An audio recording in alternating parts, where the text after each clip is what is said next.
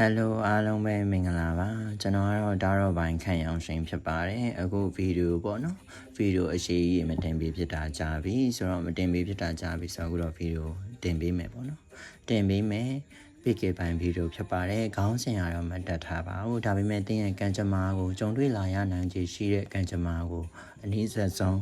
energy ကိုင်းအောင်ဖတ်ပြီးမှဖြစ်ပါတယ်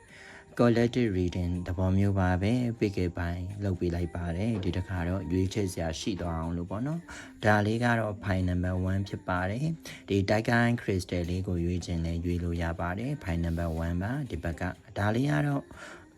file number 2ဖြစ်ပါတယ်ကိုဆွဲဆောင်နေတဲ့ဘိုင်လေးတွေကိုကိုဆွဲဆောင်နေတဲ့ကြောက်တုံးလေးတွေကိုတခြားလေးကြည့်ပြီးတော့စိတ်လေးကိုငြိမ်အောင်ထားပြီးတော့ရွေးလာလို့ရပါတယ်ဗီဒီယိုလေးကိုခဏရပ်ပြီးတော့လည်းရွေးလို့ရပါတယ်ရွေးပြီးသွားရင်တော့ကျွန်တော် reading လေးကိုဆက်လုပ်ပေးမှာဖြစ်ပါတယ်ခင်ဗျာဆိုတော့အရင်ဆုံးကျွန်တော်တို့ by one reading လေးကိုတွားကြမယ်နော်by one လေးတွေအနေနဲ့အခုလက်ရှိအခြေအနေမှာပေါ့နော်လက်ရှိအခြေအနေမှာအတိုက်ခိုက်တွေများနေတာရံများနေတဲ့အခြေအနေမျိုးကိုတွေ့ရတယ်စိတ်ဝမ်းကွဲတဲ့အခြေအနေတွေကြုံတွေ့နေရတာမျိုးကိုတွေ့တယ်လက်ထက်လူကြီးရမှမြင်မကြည့်တာမျိုးတချို့တွေဆိုရင်မတော်တဆထိခိုက်ဒဏ်ရာရတတ်တာမျိုးအဲ့လိုအခြေအနေမျိုးလေးတွေကိုတွေ့ရတယ်ပေါ့နော်အဲ့လိုအခြေအနေမျိုးတွေ့ရတဲ့ကိုပေနာမအန်ဒီတွေများနေတဲ့ပုံစံမျိုးအဲ့လိုပုံစံမျိုးလေးကိုတွေ့ရပါတယ်ပြီးတော့ကိုမနာလို့မုန်းတီးတဲ့သူတွေကလည်းပဲကိုစောင့်ကြည့်တိုက်ခိုက်ဖို့အတွက်လုပ်နေတဲ့ပုံစံမျိုးအဲ့လိုပုံစံမျိုးလေးကိုတွေ့နေရပါတယ်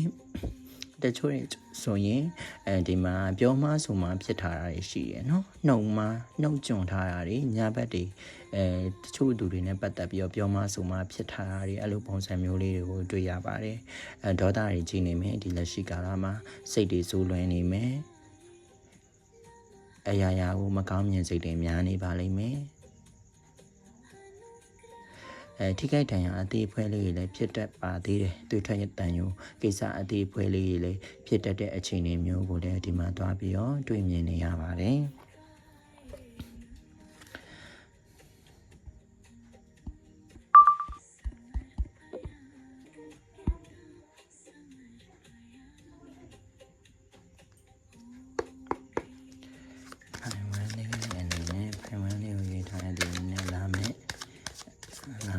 ဒီမှာဘာလေးကြောင့်ပြရလို့ရှိနေဖိုင်ဝန်းလေးယူထားတဲ့တွေနဲ့လာမယ်ပတ်တယ်မှာဘာလေးကြောင့်ပြရလို့ရှိနေဒေတာတင်ရှားစားတဲ့ကနေ့ကနေပတ်ကြဖိုင်ဝန်းရွေးထားတဲ့သူတွေအနေနဲ့3ရက်အတွင်းမှာတော့နည်းနည်းလေးတီးခံရလိမ့်မယ်ဒီနေ့ကနေစရည်ပြီး3ရက်အတွင်းမှာကိုယ်စိတ်မှာကိုဒီစိတ်ကအစိတ်မကြည်နေတာတွေစိတ်တက်ကြနေတာတွေစိတ်အားငယ်နေတာတွေနောက်ပြီးတော့စိတ်အလုပ်တို့ရှုပ်ထွေးနေတာတွေအဲ့လိုမျိုးလေးဖြစ်တတ်တယ်အဲ့ဒါလေးကိုတော့တီးခံမှုတော့လိုပါတယ်အဲ့ဒါလေးတီးခံလိုက်မှဒါလည်းရင်အဆင်ပြေပါလိမ့်မယ်နော်အဆင်ပြေပါလိမ့်မယ်မေတ္တာရေးနဲ့ပတ်သက်ပြီးတော့လည်းတန်ရာတွေကိုပြန်ပြီးတော့တက်တာလာဘူးလေရှိရပေါ့နော်ကိုရခဲ့တဲ့မြတ်တိုင်းနဲ့ပတ်သက်ပြီးကိုရခဲ့တဲ့စိတ်ထန်ရာတွေပြန်ပြီးတော့တက်တာလာဖို့ရှိတယ်။စိတ်ရှုပ်ထွေးတတ်တာစိတ်တက်ကြတတ်တာလေးကိုနည်းနည်းလေးရောတည်ခံရဖို့ရှိတယ်။ရှေ့လျှောက်လာမယ်တင်တို့ရဲ့အနာဂတ်မှာဆိုရင်တော့တင်တို့ဒီပိုကောင်းသောအပြောင်းရွှေ့တစ်ခုပိုကောင်းသောအပြောင်းလဲတစ်ခုတင်တို့ဦးတည်ပြီးတော့တွားရမယ့်ပုံစံမျိုးမှာရှိတယ်။ The War နဲ့ Citrocan Energy အရာအစစ်စောဆွတ် Energy အရာတင်တို့ဒီမိသားစုလိုက်တနေရာကိုပြောင်းရွှေ့ရတာတို့မဟုတ်ပိုကောင်းသောဝင်းကျင်အဝင်းဝိုင်းတစ်ခုကိုမကောင်းတဲ့နေရာကိုစွန့်ခွာပြီးတော့ကောင်းတဲ့နေရာကိုရွှေ့ပြောင်းသွားရတာအဲ့လိုပုံစံမျိုးလေးကိုတွေ့ရတယ်တချို့တွေအပြောင်းရွှေ့အတွက်စောင့်နေတာမျိုးဆိုရင်ပြောင်းရွှေ့သွားဖို့ရှိရဲတချို့တွေအပြောင်းလဲအတွက်စောင့်နေတာမျိုးဆိုရင်လည်းပဲပြောင်းလဲသွားဖို့ရှိရဲပေါ့နော်ပြောင်းလဲသွားဖို့ရှိတယ်ပိုကောင်းတဲ့ပုံစံအနေနဲ့ပြောင်းလဲသွားဖို့ရှိတယ်လာမယ့်ကာလတွေမှာတင်တို့အနေနဲ့စိတ်ချမ်းသာစရာတွေတည်င်းကောင်းတွေကြားရဖို့ရှိရဲထီကန်လေးတွေလည်းဒီပိုင်ဝမ်းရွေးထားတဲ့သူတွေထဲမှာထီကန်လေးတွေအားကောင်းနေတတ်ပါတယ်တနင်္လာသားသမီးလေးတွေအင်္ဂါသားသမီးလေးတွေ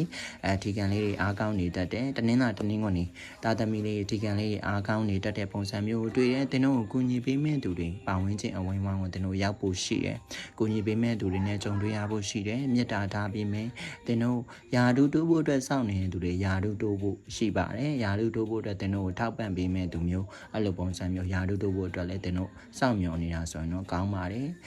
ဒီကာလမှာ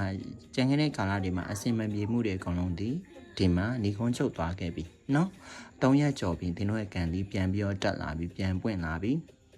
အဲ့လိုပုံစံမျိုးလေးကိုတွေ့ရတယ်စိတ်ချမ်းသာစရာလေးတွေလည်းရှိမယ်စိတ်ကြည်နူးစရာလေးတွေရှိမယ်တာသမီလူချင်နေတဲ့သူတွေဒီထဲမှာတာသမီလိုချင်နေတဲ့သူတွေပါခဲ့တယ်ဆိုရင်တာသမီရနိုင်တဲ့ကံလေးလည်းကောင်းနေတဲ့ပုံစံမျိုးတွေ့တယ်တာသမီရနိုင်ခြေရှိတယ်အခြေရေးကံမကောင်းတဲ့သူတွေဆိုရင်လည်းလူချစ်လူခင်များလာဖို့ရှိရဲကိုလာသဘောကျမဲ့သူတွေများလာဖို့ရှိမယ်ကိုကနေတေချာလေးစိတ်ကိုတေချာလေးထားပြီးတော့ရွေးချယ်ဖို့အတွက်တော့လိုအပ်တယ်ဆိုတာလေးကိုပြောပြပေးချင်ပါတယ်ဒီမှာဘော်တွန်တဲ့တက်လေးကမေတီလာရှင်ပေါ့နော်တဲ့ high period ကြပါတယ်ပေါ့နော်တဲ့ဘော်တွန်တဲ့တက်ခဏလေးပါဒီမှာဘော်တွန်တဲ့တက်လေးကတဲ့ high period ကြပါတယ်ဆိုတော့တင်တို့ရဲ့ intuition အလိုလိုသိစိတ်လေးတွေအားကောင်းလာမယ်ပေါ့နော်အလိုလိုသိစိတ်လေးအားကောင်းလာမယ်ပညာအသစ်သင်ယူဖို့ရှိရဒီမှာနိုင်ငံခြားထွက်ဖို့အတွက်ဒီ reading ကိုကြည့်နေတဲ့အချိန်မှာဖိုင်ဝန်းရွေးထားတဲ့သူတွေထဲမှာနိုင်ငံခြားထွက်ဖို့အတွက်စူးစမ်းရုန်းကန်နေရတဲ့သူတွေပါတယ်ပညာရေးနဲ့ပတ်သက်ပြီးနိုင်ငံခြားကိုသွားချင်တဲ့သူတွေပါတယ်ဆိုတော့သွားနိုင်ပါလိမ့်မယ်သွားရဖို့အတွက်အခွင့်အလမ်းအထောက်ပံ့ကောင်းလေးရလာနိုင်ခြေရှိရဲဆိုတဲ့ပုံစံမျိုးလေးကိုတွေ့ရပါတယ်တရားများများထိုင်တဲ့သူတွေဆိုရင်လည်းပဲကိုယ့်ရဲ့ connection တွေကပို့ပြီးတော့ကောင်းလာဖို့ရှိရဲဆိုတာကိုဒီမှာတွေ့ရပါတယ်ခင်ဗျာပိုင်ဝန်းလေးကိုရွေးထားတဲ့သူလေးတွေဒီအခုတရက်နေ့ရက်3ရက်အတွင်းပဲတည်ခံရမှာပါစိတ်ရှိလိုက်ပါတည်ခံလိုက်ပါအဲ့ဒါကြော်လွန်သွားရင်တင်တို့အတွက်ကောင်းတဲ့နမိတ်တွေရောက်လာပါပြီဆိုတော့အကုန်လုံးပဲဖိုင်ဝန်းရွေးထားတဲ့သူတွေအကုန်လုံးစိတ်ချမ်းသာခြင်းကိုယ်ကြီးချမ်းသာခြင်းနဲ့ပြည့်စုံကြပါစေလို့ကျွန်တော်တော်ပိုင်ခံရောင်ရှင်ကဆုတောင်းမြတ်တာပူတာလိုက်ရပါတယ်ခင်ဗျာဖိုင်ထူးရွေးထားတဲ့သူတွေအားလုံးပဲမင်္ဂလာပါဖိုင်ထူးရွေးထားတဲ့သူလေးတွေဒီအခုလက်ရှိကာလအခုလက်ရှိဒီဗီဒီယိုမြင်လိုက်တဲ့အချိန်ဒီရပိုင်းအတွင်းလေးရမှာတရက်နေ့အတွင်းလေးရမှာစိတ်လေးရပြန်ပြီးလန်းဆန်းတက်ကြွလာတာအာယုံလေးတွေစူးစိုက်မှုလေးတွေပို့ပြီးတော့အားကောင်းလာတာမျိုးတွေ့ရတယ်လုပ်ငန်းရောင်းပန်းဝယ်ပန်းလုပ်ငန်းကိုင်ငန်းလေးဆွဲပြန်ပြီးတော့အဆင်ပြေလာတဲ့ပုံစံမျိုးကိုတွေ့ရတယ်ပြန်ပြီးတော့ယုံထလာနိုင်တဲ့ပုံစံမျိုးကိုတွေ့ရတယ်တချို့တွေဆိုရင်လည်းပဲအခက်အခဲအခြေအနေကနေပြီးတော့ဒီရပိုင်းလေးကမှပြန်ပြီးတော့ယုံထလာနိုင်တာယုံကန်လာတဲ့ပုံစံမျိုးကိုတွေ့ရပါတယ်ဒီနက်တွေတကြားတွေမတလို့မျိုးပြန်ပြီးတော့ရှင်တန်လာတဲ့ပုံစံမျိုးကိုတွေ့ရတယ်နော်ဒီပြီးရဲ့အခါကျတော့ကျမကြီးမကောင်းတဲ့သူတွေဆိုလဲကျမကြီးကပြန်ပြီးတော့ကောင်းမွန်လာတာမျိုးဒီတရက်နေ့ရအတွင်းမှာပဲပြန်ပြီးတော့ဒီ reading ကိုမမြင်ခင်တရက်နေ့ရအတွင်းမှာကျမကြီးကပြန်ပြီးတော့ကောင်းမွန်လာတဲ့ပုံစံမျိုးအဲ့လိုပုံစံမျိုးလေးကိုဒီမှာတွားပြီးတော့မြင်ရတယ်ပေါ့နော်မြင်ရတယ်ပြီးတော့ကိုနားထဲမှာတေးတန်တစ်ခုကြားရတာမျိုးအိမ်မက်ဆန်းနေမှတ်တာမျိုးလည်းကြုံတွေ့ရတတ်တယ်အိမ်မက်ဆန်းနေမှတ်တာမျိုးလေးကြုံတွေ့ရတတ်တယ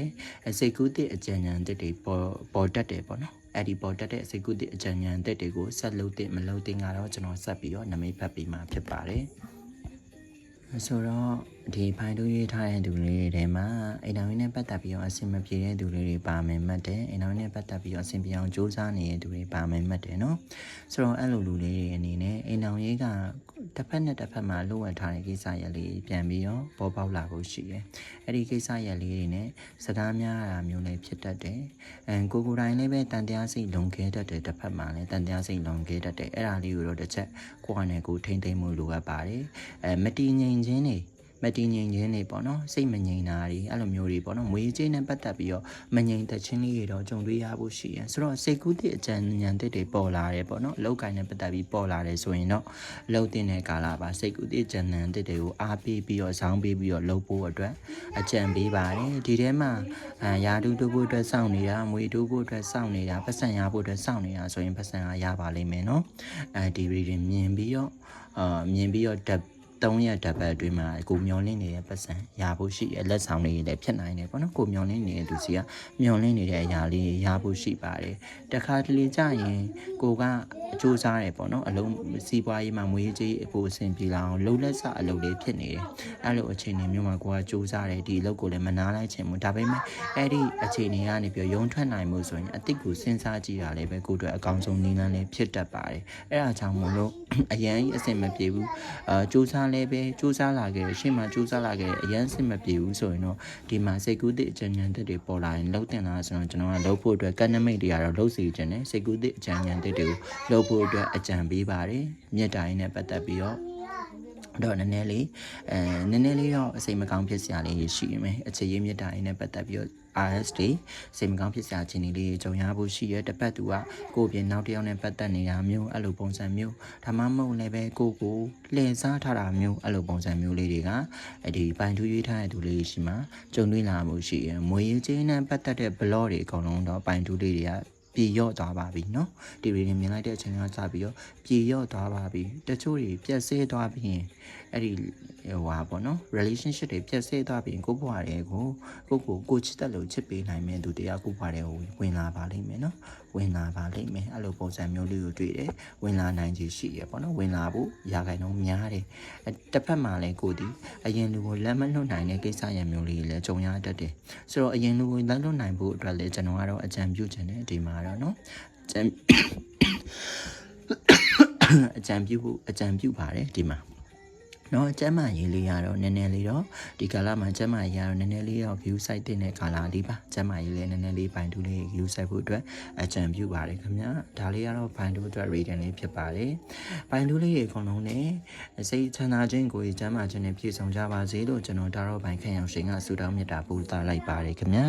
ဗီဒီယိုလေးကိုဆုံးထိကြည့်ပြီးတဲ့အတွက်ကျေးဇူးတင်ပါတယ်အကယ်၍ follow မလုပ်ရသေးဘူးဆိုရင်ကျွန်တော်အကောင့်လေးကို follow လေးလုပ်ခဲ့ပေးပါအောင်ခင်ဗျာကျွန်တော်တို့နောက်ဗီဒီယိုတွေမှာပြန်ဆုံကြပါအောင်မယ်ခင်ဗျာ